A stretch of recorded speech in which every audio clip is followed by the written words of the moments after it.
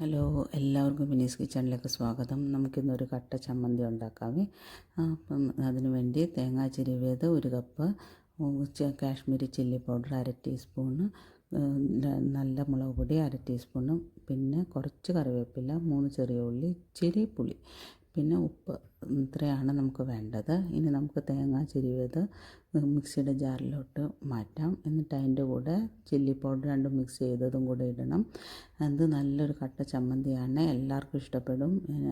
പിന്നെ ഇത് ചോറിൻ്റെ കൂടെയും ദോശയുടെ കൂടെയൊക്കെ കഴിക്കാൻ അടിപൊളിയാണ്. എല്ലാവരും ട്രൈ ചെയ്ത് നോക്കുമെന്ന് വിശ്വസിക്കുന്നു. ലൈക്ക് ചെയ്ത് ഞാനിടുന്ന വീഡിയോസ് ഇഷ്ടപ്പെടുന്നുണ്ടെങ്കിൽ ലൈക്ക് ചെയ്ത് ഷെയർ ചെയ്ത് സബ്സ്ക്രൈബ് ചെയ്യണേ.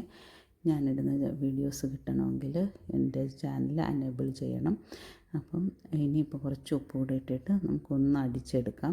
ഉപ്പ് ഇട്ടാലും കുഴപ്പമില്ല. ഒന്ന് അടിച്ചിട്ട് അതിൻ്റെ കൂടെ ആ ചെറിയ ഉള്ളിയും ആ പുളിയും കൂടി ഇടുന്ന സമയത്ത് ഉപ്പിട്ടാലും കുഴപ്പമില്ല.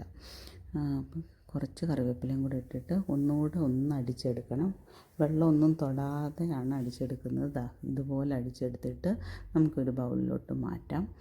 എന്നിട്ട് നമ്മുടെ കട്ട ചമ്മന്തിയല്ലേ ഉണ്ടാക്കുന്നത്, അപ്പം വെള്ളമൊന്നും തൊടുകയേ വേണ്ട. ഇനി ആ കറിവേപ്പില ഒന്ന് പിച്ചി ഇടണം. എന്നിട്ട് നന്നായിട്ട് കൈവച്ച് ഞെവടി നല്ല ഉണ്ടയാക്കി വെക്കണം. നല്ലൊരു ചമ്മന്തിയാണ്. കൊച്ചുങ്ങൾക്ക് സ്കൂളിൽ കൊടുത്തു വിടാനും ചോറിൻ്റെ കൂടെ ഒക്കെ നല്ല അടിപൊളിയാണ്. അപ്പോൾ എല്ലാവരും വീഡിയോ ഇഷ്ടപ്പെട്ടെങ്കിൽ ലൈക്ക് ചെയ്ത് ഷെയർ ചെയ്ത് സബ്സ്ക്രൈബ് ചെയ്യണേ. Thank you.